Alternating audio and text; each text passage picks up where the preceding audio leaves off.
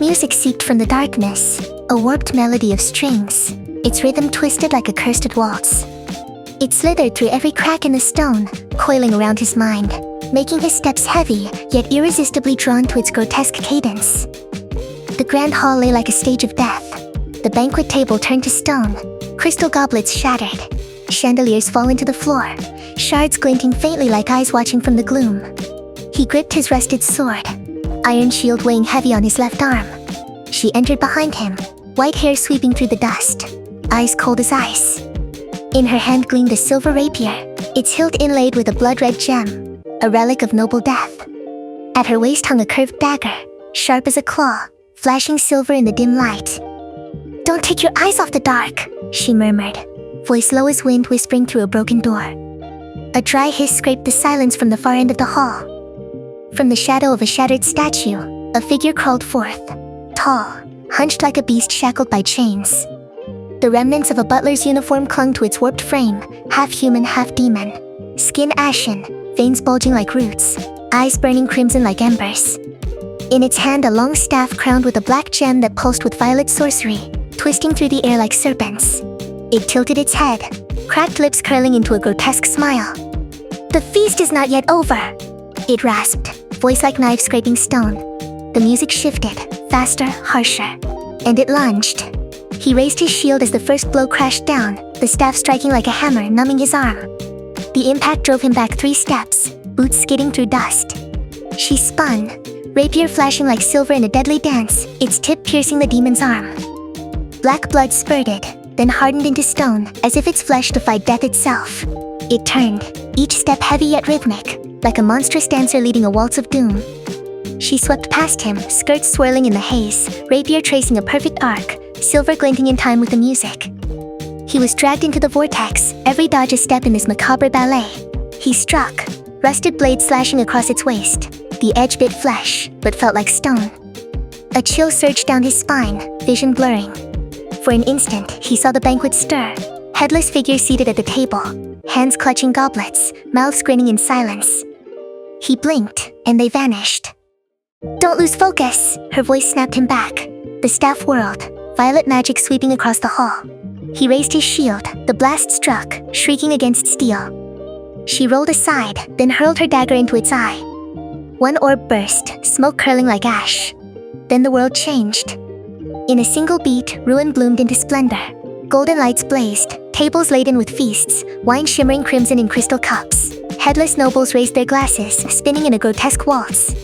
The music warped into a frenzied valse, its tempo hammering his pulse. A figure lunged, goblet outstretched as if to toast. He slashed instinctively, wine blood splattering, mingling with violet dust in a grotesque smear. "Illusions!" she cried, rapier slicing through another phantom, revealing the beast charging from behind.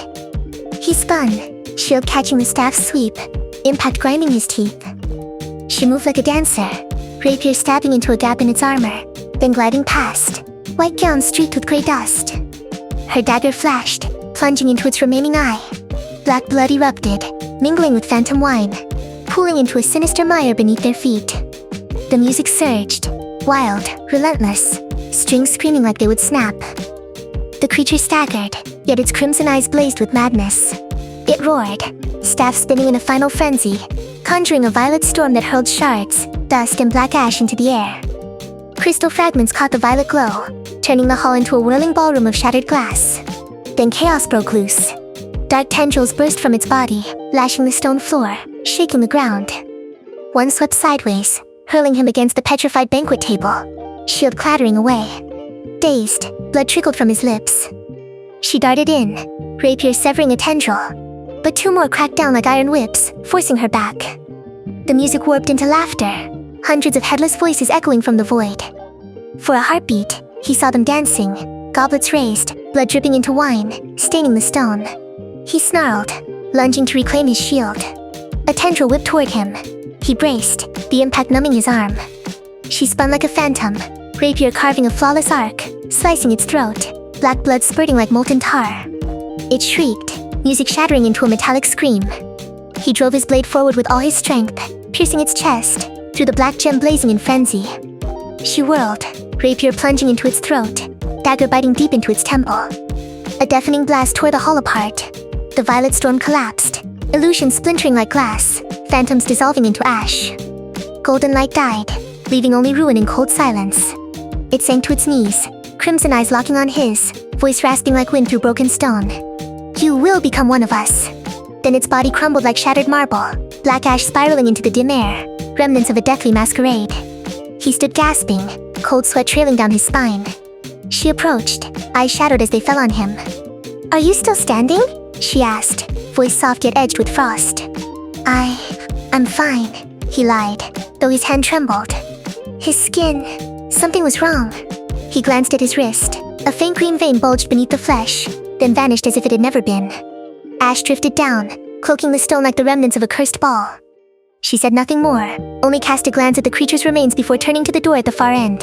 The music was gone, silence pressed like stone. Let's go, she murmured, voice heavy as grinding rock. The feast is over. He followed, the whispers still coiled in his mind. You will become one of us? They moved toward the castle's main gate. The door loomed massive, carved with noble sigils, now veiled in dust and webs. He gripped the handle, pulled hard. It didn't budge. A faint violet glow seeped from the crack, like invisible chains binding the way shut.